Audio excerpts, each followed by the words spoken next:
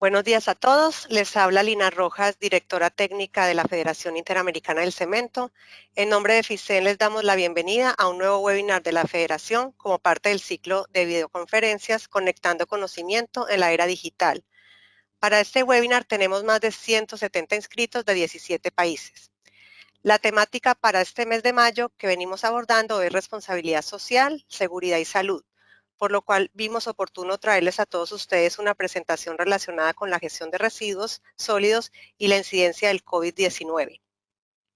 La gestión y disposición final de los residuos sólidos municipales ha sido un desafío para las ciudades de nuestra región. Sin embargo, este desafío se ha visto incrementado aún más por esta nueva emergencia sanitaria que estamos enfrentando. Es de vital importancia que la gestión y disposición final de los residuos asociados al COVID se realice de manera segura, garantizando la salud de las comunidades y la integridad del medio ambiente. Para hablar de este tema, hemos invitado a un experto de alto nivel, como es el doctor ingeniero Marcel Santó, quien es consultor ambiental de gobiernos de Iberoamérica y entidades internacionales. Marcel Santó es doctor ingeniero por la Universidad Politécnica de Madrid, máster en contaminación ambiental e ingeniero de caminos, canales y puertos por la UPM. Constructor civil e ingeniero constructor por la Pontificia Universidad Católica de Valparaíso y profesor de la misma universidad. Además, es catedrático visitante de la Universidad de Cantabria en España y colabora con el posgrado de la Universidad de Viña del Mar. El profesor Santó es catedrático UNESCO de Ingeniería Ambiental en la Universidad de Cantabria. Ha sido profesor en una decena de universidades e integra REDISA y el consorcio de universidades con ONU Medio Ambiente. Con múltiples publicaciones e investigaciones y luego de 45 años de experiencia, sigue al frente del Grupo de Investigación de Residuos Sólidos de la Pontificia Universidad Católica de Valparaíso. Les recordamos que pueden ir formulando sus preguntas a través del panel que está al lado derecho de su pantalla. Al final dejaremos un espacio para que el profesor Santó la responda. Profesor, muchas gracias por aceptar esta invitación de FICEN y por su disponibilidad para acompañarnos en el día de hoy. Le paso la palabra. Muy buenos días, muchas gracias. Gracias por esta invitación para poder contar algo tan modesto que es lo que he manejado todo el tiempo, que son los residuos sólidos y qué ha pasado con ellos. Bueno, demos comienzo. La gestión de los residuos sólidos y la incidencia en este coronavirus que nos está afectando. Vamos a hablar hoy día de esto que están viendo, que es residuos sólidos, basuras, ¿no? Basuras, hoy llamados residuos sólidos. Yo creo que en el futuro vamos a llamarlos ineficiencias. Fíjense, para establecer el contexto general, vivimos en una sociedad del desecho, donde más de 80 países están con una crisis hídrica, el 30% de la producción de alimentos termina en los residuos, 4.5 millones de toneladas de residuos de equipos eléctricos y electrónicos son los que afectan hoy día. Y es un problema, y la basura nace como un problema y se le achaca al desarrollo económico, el rápido crecimiento demográfico, la concentración de la población, la utilización de bienes de rápido envejecimiento y todo el desarrollo tecnológico que se nos viene encima. Fíjese que las estadísticas hablan por sí solas. Para que dimensionen el problema, 3.500 millones de personas, es decir, la mitad de la población mundial, tiene acceso a servicios, no tiene acceso a servicios de gestión de residuos. De modo que muchos de ellos, el vertido incontrolado sigue siendo el problema que les afecta. ¿Qué pasa con esta canasta tan bonita de residuos? Se transforma en residuos, envases, embalajes, y vamos a ver cuál de ellos predomina y cuál nos afecta. Como ustedes pueden ver, normalmente nos afecta la materia orgánica, la cual hay que resolver prontamente porque, según nos enseñó la EPA, hay 22 enfermedades que afectan a las personas. Pero hemos dicho residuos de alimentos, pero ¿cuánto genera cada uno de nuestros alimentos? Hemos investigado mucho, nuestros alumnos no han todavía entrado en este tema, cuánto, por ejemplo, esta sandía genera como residuos. ¿Para qué? Para ver cómo se gestiona este residuo. Normalmente, intraedificacionalmente, como ustedes pueden ver en la lámina, en el domicilio, se elimina y se transporta a una disposición final. Hay algunos procesos intermedios, rellenos sanitarios con recuperación de energía, vertederos que alcanzan al diseño de un relleno sanitario, pero logran contener los residuos, o pasan por una etapa de valorización los más avanzados, otros establecen el reciclaje con recuperación energética, y vemos aparecer puntos limpios, puntos verdes, centros de acopio, hornos de incineración, pirólisis y plasmas, un poco en la teoría, porque en América del Sur todavía no lo vemos. Un contenedor es el que nos ha resuelto el problema y ha logrado entonces que nuestros residuos, ¿cierto?, encuentren una densidad apropiada para aumentar la velocidad de recolección. Pero en el intermedio también encontramos a este hombre, que este es el recuperador o reciclador de base, que va haciendo esta tecnología. Esto es un panorama normal que vemos en América Latina y el Caribe. Este hombre que recoge, transporta en este camión, ¿cierto?, del cual recién logra este primer plano, para que nos acordemos de ellos que tienen problemas profesionales, lordosis, escoliosis, levantando receptáculos inadecuadamente, y hoy es el hombre más importante para resolver este problema frente a una pandemia. Finalmente, la disposición final, los rellenos sanitarios. Chile, la región metropolitana de Chile, con 6-7 mil toneladas día. Este es uno de los grandes rellenos, igual que el relleno de Lomas Colorado, que genera 28 megas de energía. Este relleno de Veolia, con cerca de 3.000 toneladas día, el cual está bastante bien conducido. La generación en la OCDE nos dice ahí claramente, ustedes pueden observar que el promedio es del orden de 560 kilos habitante años de los residuos que están llegando, ¿cierto? Datos que pueden ser precarios porque no invertimos mucho en datos, sobre todo en residuos sólidos.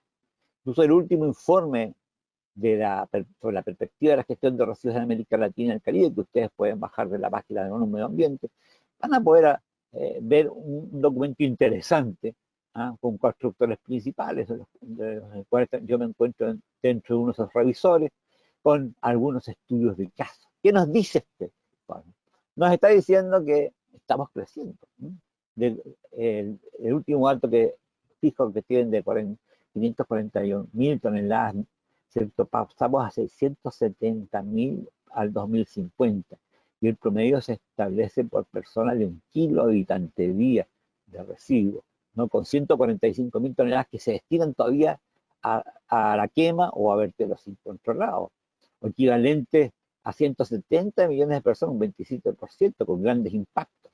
¿Y qué predomina aquí? Aquí predomina la materia orgánica. Un 50% de estos residuos son materia orgánica, con todos los problemas que conlleva en el manejo de residuos con una degradabilidad tan rápida que afecta a las personas.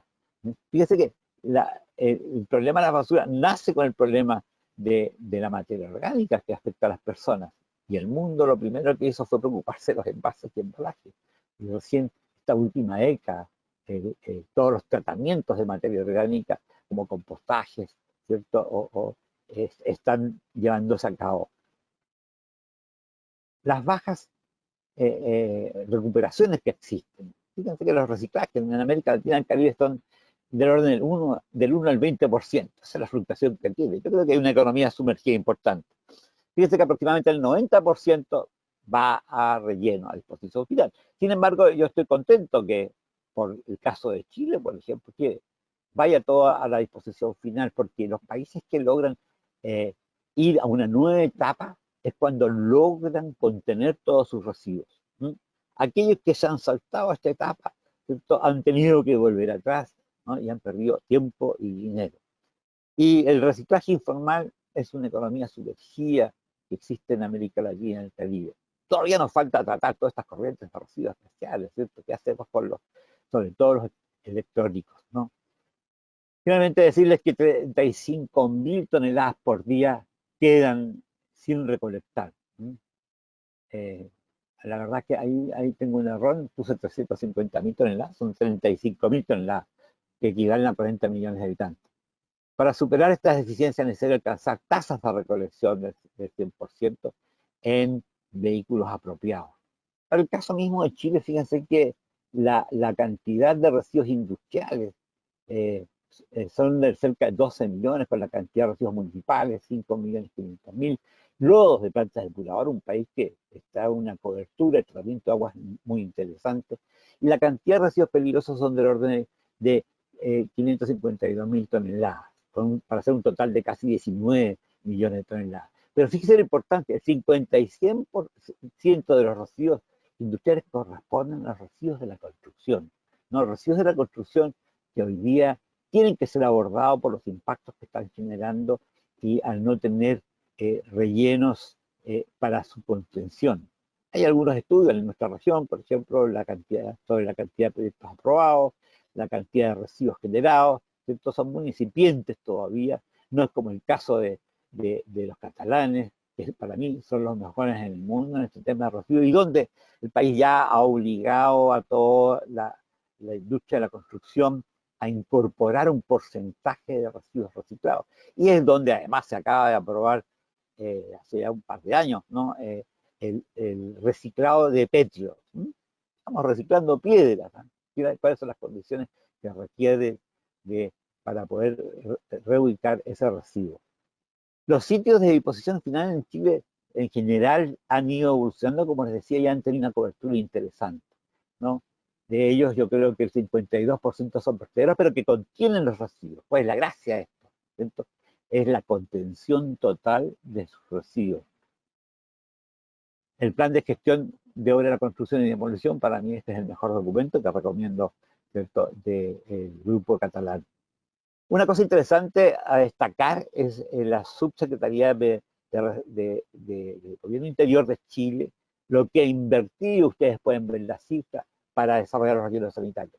32.5 en miles de el 42, 53 en mejoras de la gestión, pero veamos este dato interesante. Los ingresos, que es común en América Latina también, por derechos de aseo, solamente son 15 millones en miles, ¿cierto? Los gastos son 36 y tenemos un déficit de 20.000 millones.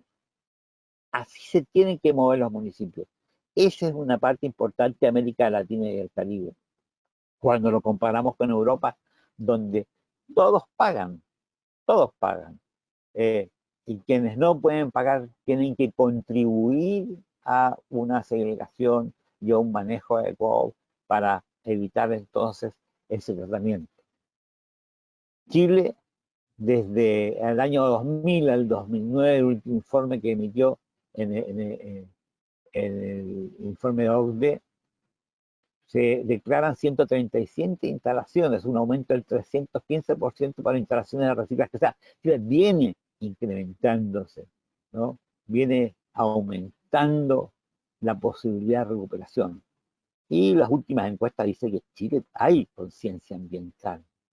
Les puedo dar la novedad que el viernes el Consejo de Ministros para la Sustentabilidad, presidida por la ministra Carolina Schmidt, aprobó las metas de recolección y valorización de estos residuos, esta ley REP que Chile está embarcado. Las metas van a permitir, ojalá lleguemos al 12.5 del reciclaje de envases y embalaje.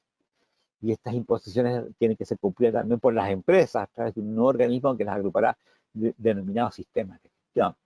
Se estima que una generación de 90 toneladas de residuos para los residuos de hospitalarios es un problema importante, de los cuales los residuos sanitarios solamente son un 0.6 y los peligrosos 0.1 del total. Mientras mejor se manejen intrahospitalariamente, mejor vamos a tener el control de este manejo de residuos hospitalarios. Chile está en el orden de 3.5, 4.5 kilos cada día. Vamos a ver con este tema de la pandemia. No tenemos datos, son todos muy incipientes todavía.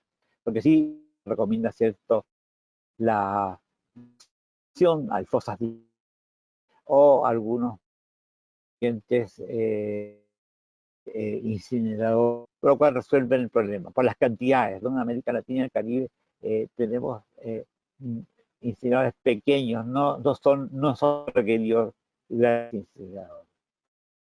Pero, ¿por qué hay tanta gente, cierto? Y la Federación Mundial de Basura, doble que la actual, el 2025, 2100, según nos dice este equipo que encabezó este proyecto de investigación, dice que hasta el 2100 vamos a tener más de 11 millones de toneladas de manejo al día. ¿Pero por qué tanto? Porque el mundo tiene una cantidad de residuos que desecha, como por el que están viendo que el desperdicia. Fíjense que en mi tonelada, en vez de la barra de cereales, ¿cierto? Verduras, lácteos. Qué impresionante es la cantidad. Fíjense que la cadena de suministro, solamente un 47% se consume y un 53% se pierde. Almacenamiento, se echa a la venta. Bueno, el relleno parece que fuera un mercado, ¿no? Si voy al relleno sanitario, bueno, miles de, de productos, por ejemplo, lo que estoy enseñando, que son eh, eh, yogures, forma interesante,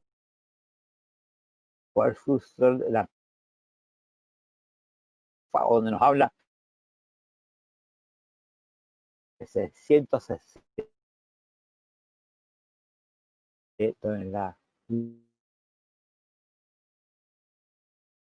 Se desperdicia aquí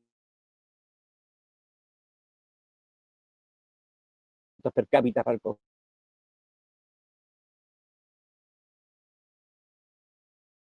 más pobres. Alimentos que suponen. Hoy hay mayor conciencia y se lucha para reducir por esto. Y se ha hecho modificar, por ejemplo, lo de caducidad. Ha pasado por que es la recomendada. El 87% corresponde normalmente a residuos de alimentos que finalmente no cumplían con la de consumo. ¿Qué hacer? Bueno, decido en Galicia manejar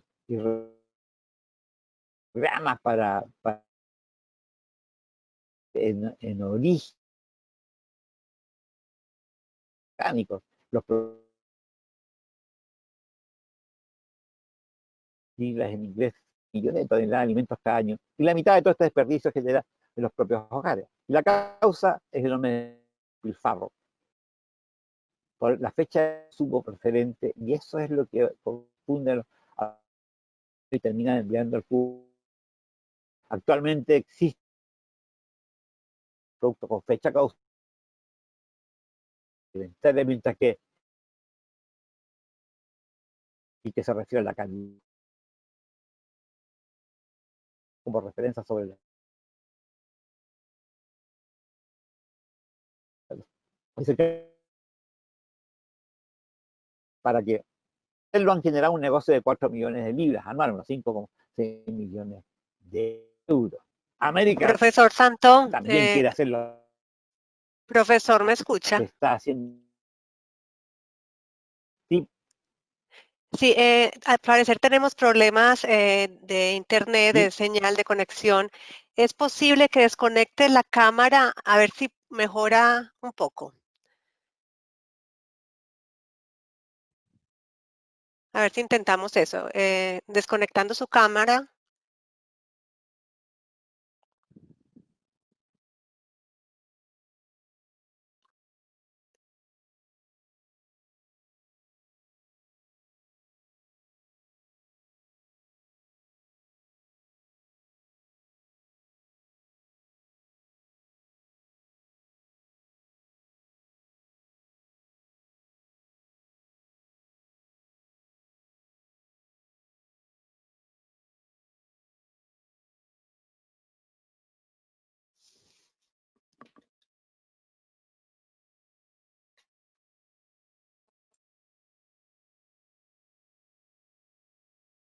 ¿me escucha?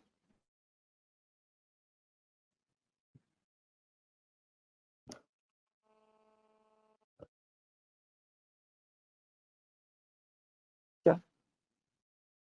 No, profesor, aún no ha quitado la cámara. Ahora Ahora no estamos viendo la no he presentación. quitado la cámara.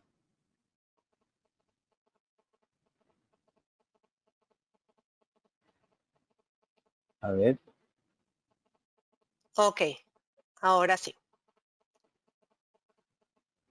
ya, ahora sí. Sí, ¿Me escuchan bien adelante, ahora? profesor. Lo escuchamos bien.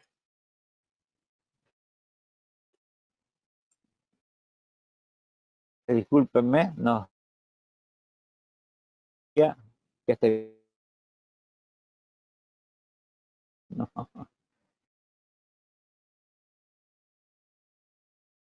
ayuda. Chile y están Siga, viendo profesor, esas siga que empresas. está bien, No, siga, por favor. perfecto. Eh,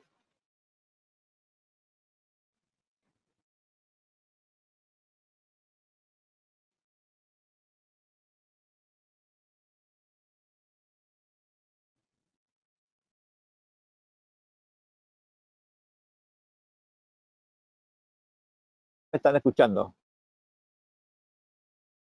Sí, correcto, profesor, lo escuchamos.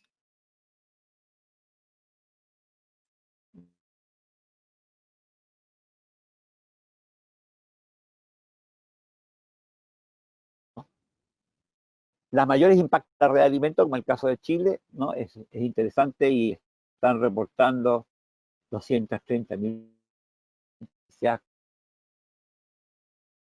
de los residuos.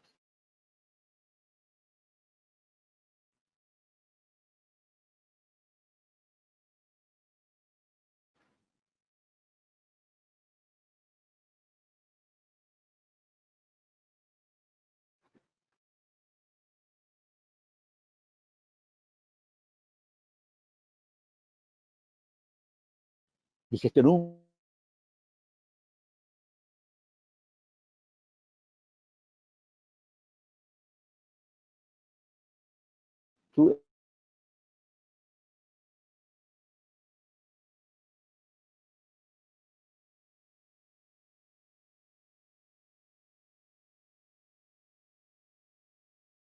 en el que eh,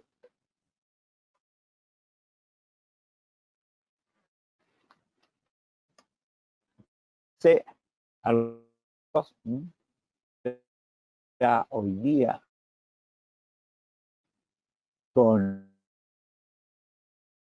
para esa exactamente aparecen gracias a salud pública que entrega a la autoridad la responsabilidad del manejo de residuos. Y conmigo la relación 1870, el primer destructor que pasó a llamarse municipio.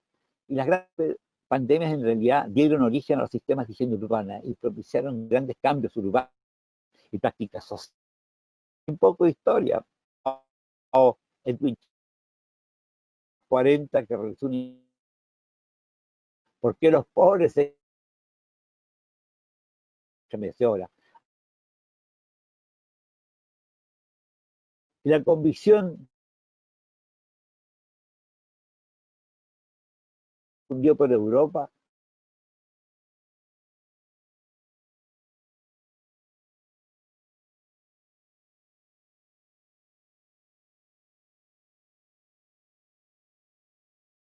Limpieza y nacieron un gran error desde el punto de vista científico. Los olores y los gases de los residuos causaban enfermedades.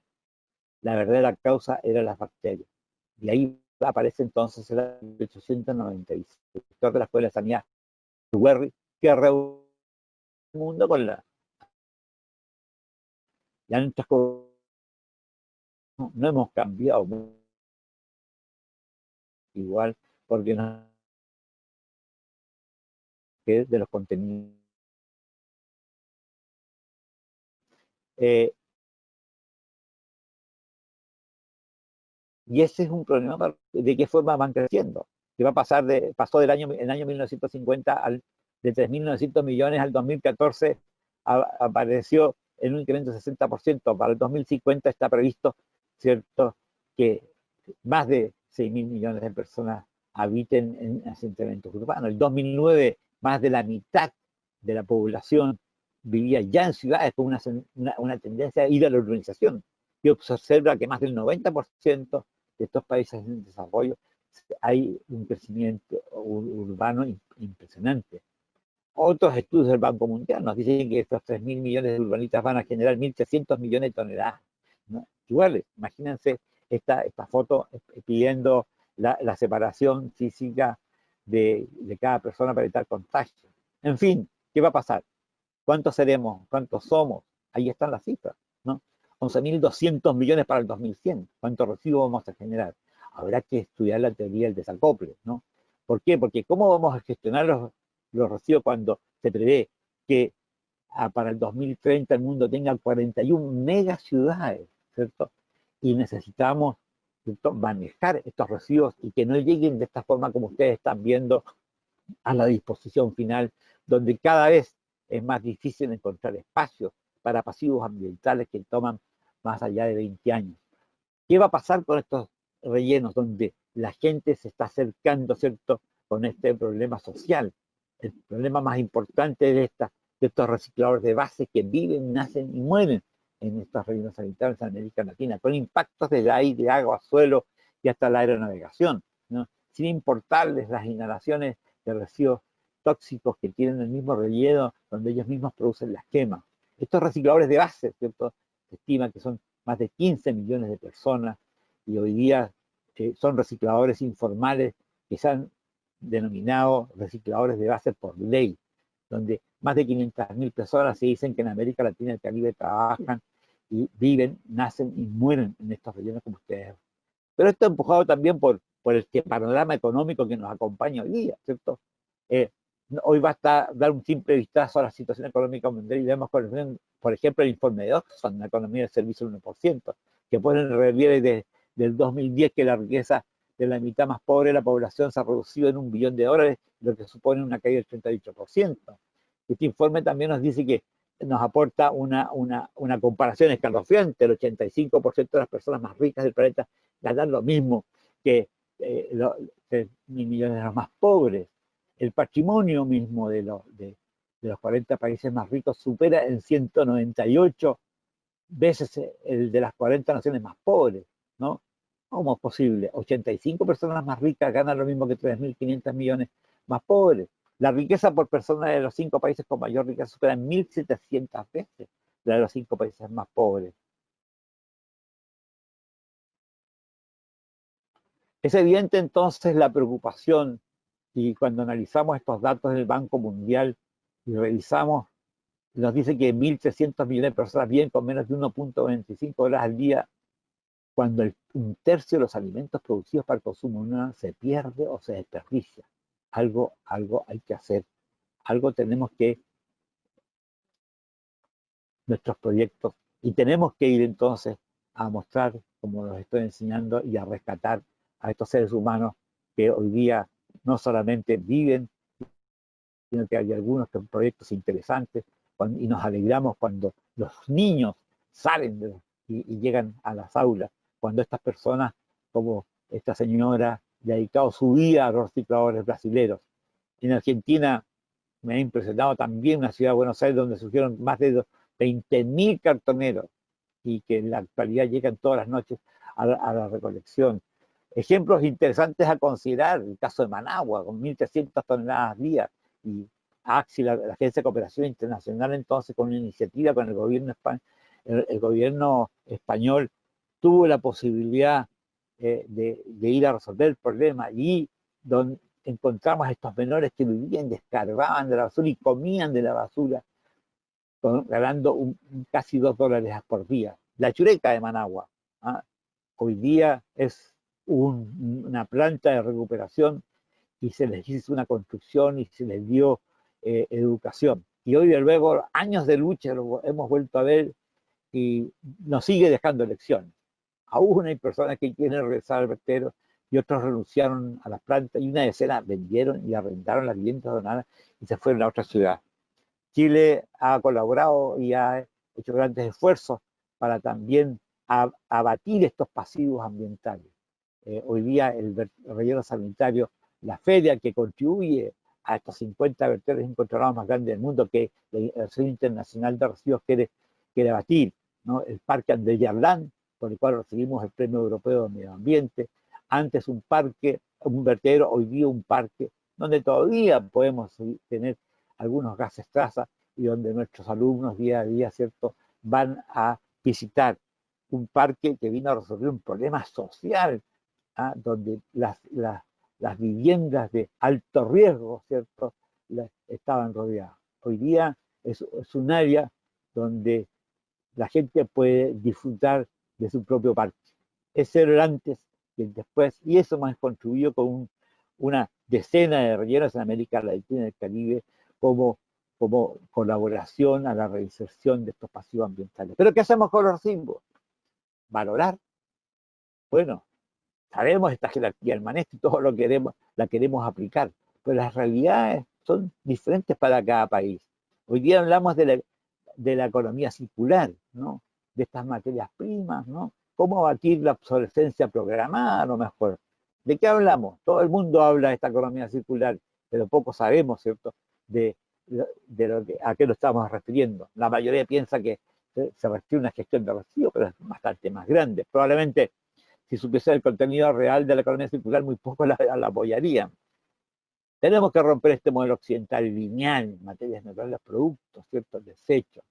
La idea es que los principios de la economía circular sean que todos los productos deben ser, ¿cierto?,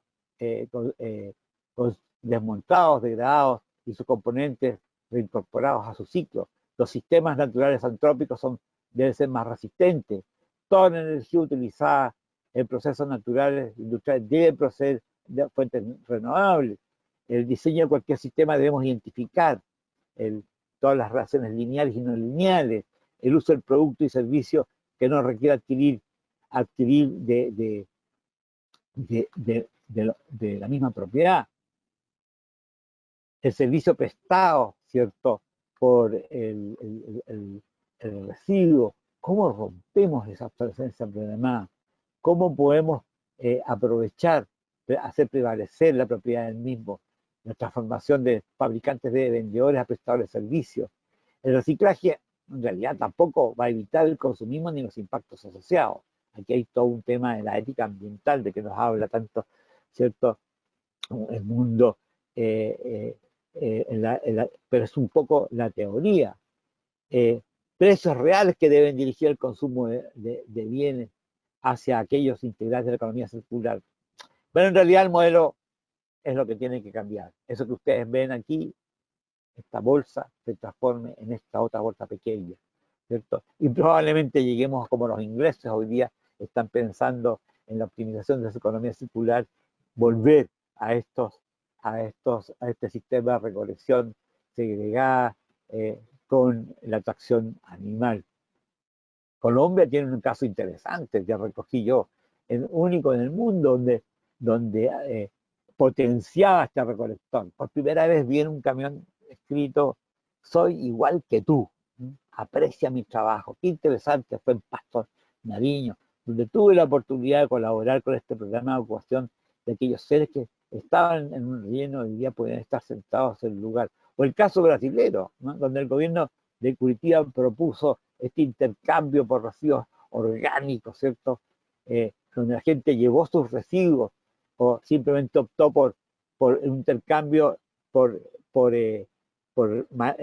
llevar el residuo y por 4 kilos de material reciclable o residuos que yo entregaba, me entregaron 1 kilo de fruta.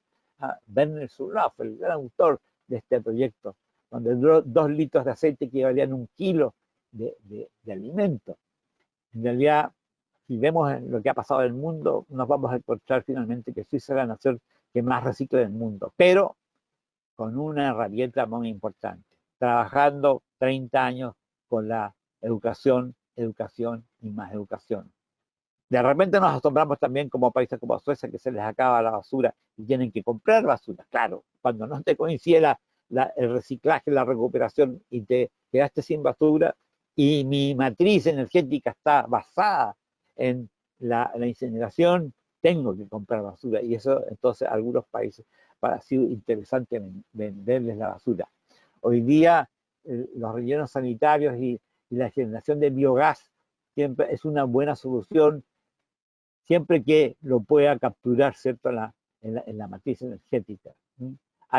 Hemos hecho pequeñas plantas, al menos para desgasificar y contribuir a minimizar el efecto de las invernaderos. El tema de la materia orgánica es un tema más complejo.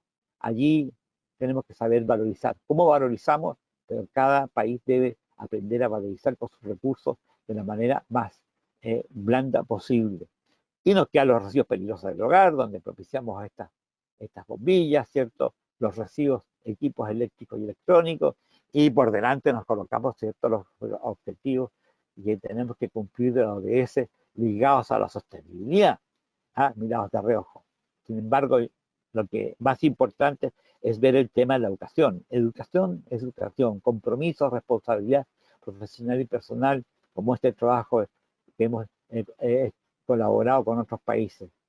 Antes, ¿no?, estábamos trabajando todos en optimizar y veíamos con estupor, ¿cierto?, cómo las personas morían, ¿no?, en este traspaso, buscando nuevos aires en Europa, y veíamos que con estupor algunos y otros ya acostumbrados a ver la cantidad de personas que morían, estos que viajaban pasando, cruzando el mar, la mitad de ellos quedándose en medio, y no nos importaba, y ya habían cuadrillas para ir a limpiar, ¿cierto?, de cadáveres los bordes costeros.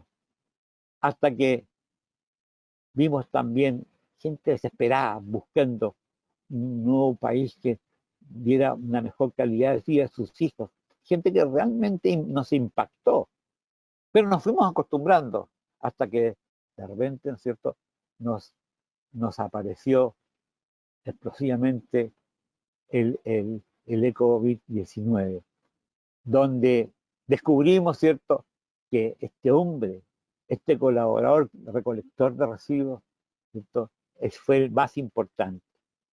Dejar una ciudad sin la recolección de residuos es un impacto enorme desde el punto de vista ambiental. Y las emergencias ambientales hay que verlas. Cada vez que algún país se han puesto en huelga estos recolectores, ustedes han encontrado ese problema. Y post pandemia empezamos a encontrar, ¿cierto?, de que hay una reacción y todos los países desarrollaron grandes protocolos y regulaciones. Empezamos a ver cómo las organizaciones internacionales nos empezaban a hacer recomendaciones. Y lo principal, rápidamente suspendieron las actividades de reciclaje, los informales. Pero estos informales viven del día a día. Y la recolección, entonces, intentaron seguir haciéndola. Y creo que es un enorme problema social relacionado con la falta de ingresos para cada una de estas personas. En el caso de Buenos Aires nos hablaban que cómo disminuyó la cantidad de residuos. Qué interesante fue habernos quedado encerrados. Se disminuyó la cantidad de residuos, obviamente porque viajó menos personas a la ciudad. Bogotá nos hablan que fue del orden del 25%, en realidad las mediciones son incipientes aún. En Guadalajara, la Ciudad de México, tuvieron una cuarentena más suave y el aumentó la generación de residuos en un 15%. En realidad, la Asociación Nacional de Reciclaje nos dice que debe continuar esta cadena industrial. En cambio, la propuesta del Ministerio de Sanidad español sobre la gestión de los residuos procedentes de hogares, hospitales y centros de mayores con casos positivos prioriza la incineración o su depósito en vertedero. Vertedero para España es relleno sanitario y también en América Latina. Cuando existen tratamientos alternativos, como la esterilización, también es conveniente usarlo. Los residuos sanitarios de centros que traten enfermos deben seguir el tratamiento convencional, desinfectando por vapor, vacío mediante autoclave, o tratamiento, o llegar simplemente a las fosas de relleno sanitario. Tanto la Organización Mundial de la Salud como el Programa de Naciones Unidas han respaldado los métodos de desinfección, vaporización y otros métodos distintos a la incineración por encima de la incineración a causa de los contaminantes orgánicos persistentes que ellos aluden, ¿no? Hasta escuchando los impactos que nos ha comentado nuestro querido amigo integrante de ISWA y parte de nuestro equipo de ONU Medio Ambiente. Nos decía Atilio Sabino que hasta el final de la semana pasada más de 145.000 personas fueron infectadas, con más de 6.300 muertos en América Latina y el Caribe. Paraguay nos dice con 10 y Uruguay con 15 fueron los países con menos muertes. Y el movimiento de personas, las actividades involucradas están impactando la generación de residuos. Nos dice que la perspectiva regional de gestión de residuos de América Latina, que los servicios de recolección cubren más del 93% todavía, y actualmente es ininterrumpido a pesar de toda la reducción de personal que se ha planteado. Esto es lo que nos comenta Atilio Sabino como integrante del International Solid Waste. Pero mientras tanto, mi conclusión personal, la única herramienta que demuestra ser eficaz para poder manejar es la educación, más la educación. Los proyectos de residuos como el Triángulo del Fuego, ¿no? Más un elemento adicional que es cierto que la reacción en cadena. Necesitamos recursos, pocos, pero tenemos. Necesitamos técnicos, los hay muy buenos. Necesitamos la voluntad política, pero necesitamos el ángulo más importante, educación, más educación.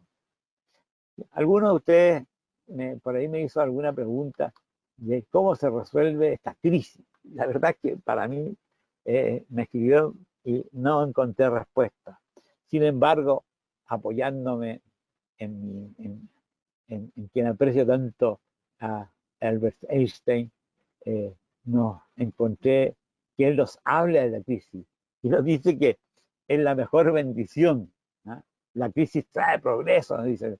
La creatividad nace de la angustia, ¿no? De la crisis nace la inventiva, interesante, ¿no es cierto? Quien supera la crisis se supera a sí mismo, nos dice usted, ¿no? La verdadera crisis es la crisis de la incompetencia, nos dice, ¿no? Sin crisis, nos dice Einstein, no hay desafíos. La vida es una rutina sin crisis, se da una lenta agonía, ¿no? Y nos invita a trabajar duro, ¿no? Porque es la única forma de superar la tragedia, trabajando cada día más duro. Y es lo que tenía preparado para hoy modestamente. Les pido disculpas si hubieron algunas interrupciones, están fuera de mi alcance y he tratado de entregarles lo que este modesto profesor, ¿cierto?, les había preparado. Muchas gracias. Muchas gracias, profesor, por su intervención. Vamos a dar inicio al módulo de preguntas. Recuerden que las pueden ir enviando a través del panel que está ubicado al lado derecho de su pantalla.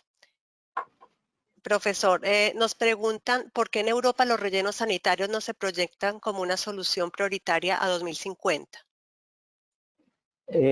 Bueno, la Comunidad Europea ha estimado el tema que el valor del suelo es muy alto y no quieren pasivos ambientales. Sin embargo, hoy día se dice erróneamente que no existen rellenos sanitarios. Yo digo que sí existen rellenos sanitarios, lo único que los rellenos que hay hoy no tienen materia orgánica. Entonces podemos hablar como zonas de recuperación de suelo, ¿no? El rechazo prácticamente es el que va a la disposición final. Y el valor del suelo es muy alto y por eso tampoco se podrían dar el lujo de tener rellenos sanitarios. Hay hoy día algunos que todavía no logran entrar del todo, como Grecia, Portugal. Nosotros mismos en España todavía nos quedan 1.000 rellenos sanitarios, que es un modesto relleno sanitario de 1.200 toneladas. De Santander se llama Meruelo. Y resulta que Bilbao, el rechazo se quedó sin relleno sanitario y lo tuvo que mandar a Santander y hoy día le estamos cobrando 94 euros la tonelada. Comparado con América Latina y el Caribe, que está el más caro por ahí, en 10, 12 euros la tonelada, 94 euros sin transporte. Profesor, nos pregunta Marlon Espinosa, ¿cómo podemos inyectar recursos en la cadena de valor para el uso de los residuos reciclados en la industria cementera? la verdad es que primero tenemos que saber qué tenemos, ¿sí? Y qué valor tienen y qué incentivos existen, porque mientras las materias primas tengan un menor costo, el valor de reciclaje hoy día se queda sin incentivos para cualquier otra alternativa. Nos pregunta Jonathan José, cuéntenos su experiencia sobre el proceso de transformación de políticas públicas relacionadas con la gestión de residuos y vías de implementación. Bueno, todo parte por diagnósticos. Nadie invierte en datos, de manera que todos los planes van sobre datos erróneos y mientras no haya un proyecto, un plan de estrategia, no podemos avanzar. Eh, Normalmente se avanza mirando al vecino, si tiene economía circular, si tiene responsabilidad extendida del productor.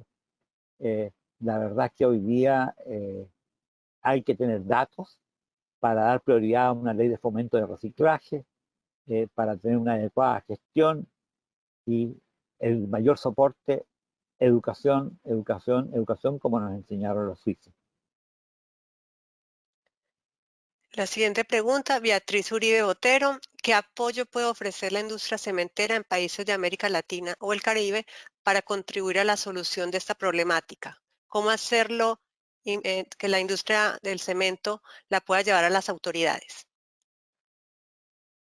La industria del cemento podría aportar, ¿cierto?, para resolver el problema social de la gente que está en la gestión de residuos sólidos. Qué importante es tener un cemento que me permita resolver la vivienda de interés social, ¿no? El impacto. ¿Cómo van a ser las nuevas urbanizaciones? Nos hemos adelantado a eso. ¿Cómo construir, resolver el problema para poder integrar con calidad de vida a esta población que se levanta todos los días para vivir con $1? ¿Cómo enfrentamos el problema de una pandemia cuando a nivel de concentración de población nos hemos encontrado con cientos de guetos? Creo que el cemento, que es el que nos permite la vivienda digna, nos podría aportar una solución eh, de tipo económico. Víctor Serna, en nuestros países tenemos residuos sólidos dentro de nuestra vivienda como orgánicos, inorgánicos y peligrosos, como las mascarillas y guantes. ¿Cómo podemos almacenarlos sin generar contaminación a los que recogen estos residuos? Bueno, todas las recomendaciones están de que los guantes, las mascarillas se coloquen en una bolsa independiente de la bolsa total de residuos. Y en una tercera bolsa, o sea, una doble bolsa, colocarlo dentro. Otros países han recomendado bolsas que han repartido ellos, especiales, que están caratuladas para ser recogidas como residuos peligrosos, ¿no?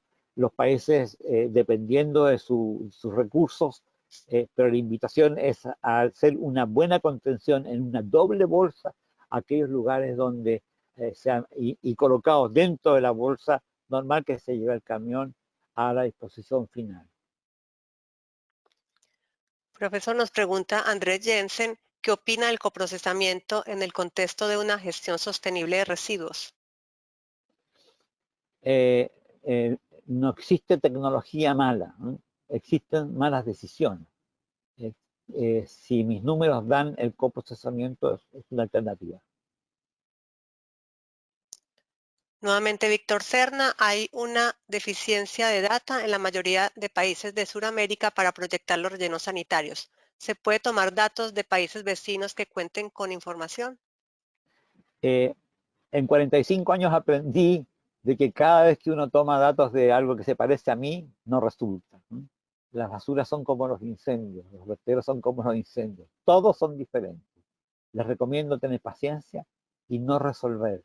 Si no tienen datos de composición, si no tienen datos de generación, no incursionen en proyectos porque siempre terminan mal. He revisado en mi vida cientos de proyectos que han fallado. Gente que cree que porque el vecino tiene condiciones parecidas, porque el PIB es similar, el mercado similar finalmente no es así. Eric Corso, ¿qué organismo privado y o público promovió la iniciativa de responsabilidad extendida en Chile? El Ministerio de Medio Ambiente además tiene algunas colaboraciones, por ejemplo, el gobierno de Canadá, el problema de residuos orgánicos ha sido importante para apalancar proyectos locales de abatimiento de materia orgánica o transformación en compost, ¿no? Profesor, nuestra última pregunta, ¿cuáles serán los grandes cambios ambientales nacionales e internacionales post pandemia?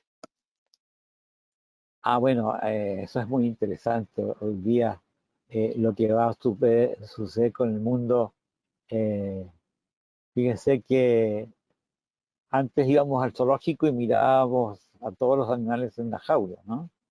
Hoy día desde casa podemos ver y hemos visto cómo tigres, pumas han bajado a la ciudad, ¿cierto? Y se han paseado por las calles, ¿ah? Nos invirtió.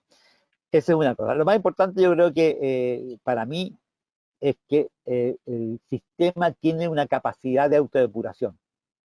Nos hemos quedado en casa y hemos dejado a la madre naturaleza sola durante un par de meses y hemos visto cómo se ha recuperado, hemos visto cómo las aguas se han tornado transparentes, hemos visto cómo la flora y fauna, ¿cierto?, ha hecho una reaparición impresionante que era imprevisible si no tuviéramos esta pandemia. Y de allí vamos a tener que estudiar entonces cómo vamos a rediseñar nuestra ciudad, cómo el urbanismo se va a comportar. Mis alumnos nos hacen preguntas, ¿no? Y nos dicen, profesor, ¿qué va a pasar con el cambio de formato de los productos? Hemos cambiado nuestras formas de adquisición. ¿Cómo se va a mejorar la brecha tecnológica con esto? Hay algunos que me preguntan hasta, profesor, el bioterrorismo entonces da claramente una posibilidad de abatir el mundo también. Esos son los más escépticos, ¿no? Un antes y un después de toda la infraestructura sanitaria de América Latina y del Caribe también va a ser interesante. Muchas gracias, profesor. Nuevamente, antes de darle nuevamente la palabra, quería mencionarles a todos que desde FICEN seguimos trabajando para promover el coprocesamiento de hornos de cemento como una solución ecoeficiente y ambientalmente segura para la disposición final de los residuos. Es por ello que le estamos invitando a consultar la página web de FICEN. En el apartado de comunicaciones hay dos trabajos importantes que se realizaron desde la Federación. Me refiero al estudio de legislación internacional aplicable a la valorización energética de los residuos y el coprocesamiento y a la propuesta de marco normativo genérico sobre la gestión de residuos y coprocesamiento para América Latina y el Caribe. Así que si tienen alguna consulta sobre estos documentos, no duden en contactarnos. Y por otro lado, como parte de la hoja de ruta de la industria cementera regional hacia una economía baja en carbono, venimos desarrollando dos papers técnicos, los cuales también cuentan con el apoyo y asesoramiento del profesor Santón y de otro grupo de expertos en la materia. Uno de ellos es relacionado con el potencial de valorización de residuos en la industria del cemento en Latinoamérica y el Caribe. Para aquellos que preguntaban sobre información de relleno sanitario, de residuos, en este paper van a poder encontrar data y georreferenciación. El otro paper también está relacionado con residuos, pero en este caso el potencial de valorización de los neumáticos fuera de uso en la industria regional. Una vez tengamos terminados estos trabajos, estaremos compartiendo los documentos con todos ustedes. Profesor, si tiene algún comentario final para todos los asistentes. Para despedirme, decirles que esta pandemia que nos obligó a parar nuestras actividades para evitar el contagio, nos ha puesto de testigos de cómo comenzaron a disminuir los niveles de contaminación en el planeta. Sin duda el medio ambiente hoy debe agradecer que los humanos estemos encerrados. Y no podemos negar que esta pandemia tendrá un impacto negativo en la economía, evidentemente, y generará una recesión que habrá que enfrentar. Para evitar esta situación es fundamental que los países adoptemos medidas de planificación que incluyan una visión más clara para controlar todas las emisiones industriales, incluyendo incentivos a negocios más sustentables. Esta pandemia, estoy seguro, nos va a dejar lecciones en distintos frentes, pero sin duda uno de ellos es que no podemos volver a lo de antes por ningún motivo. No es factible seguir funcionando como si la contaminación de la Tierra fuera un dato anecdótico. Ese es mi último mensaje. Nuevamente, muchas gracias, profesor, por su tiempo. Interesante charla. Esperamos que haya sido de interés para todos. Van a ver a continuación los webinars que tenemos preparados para todos ustedes. Recordemos que son los miércoles a las 10 de la mañana, hora Colombia. Así que los esperamos. El webinar del próximo miércoles 20 de mayo estará a cargo del ingeniero Ricardo Pareja, líder de innovación de FICEN, quien nos hablará sobre el COVID y la seguridad en la industria del cemento. En este webinar se realizará un análisis del proceso de producción de cemento, indicando las fortalezas y amenazas que enfrentará debido a los nuevos riesgos que implica el COVID-19. Ya para el 29 de mayo tenemos programado el webinar relacionado con indicadores predictores para alcanzar un mejor desempeño en salud y seguridad ocupacional. Recuerden seguirnos en nuestras redes sociales para que estén enterados de todas las actividades de FICEN y las noticias de actualidad de la industria del cemento. El webinar que acabamos de ver estará disponible en la página web de la Federación a partir del 18 de mayo. También al finalizar este webinar se abrirá automáticamente una encuesta relacionada con el desarrollo de esta videoconferencia. Así que les agradecemos su ayuda al responderla. Desde FICEN les agradecemos nuevamente su participación y asistencia a este webinar y los esperamos el próximo miércoles. Que tengan un buen día.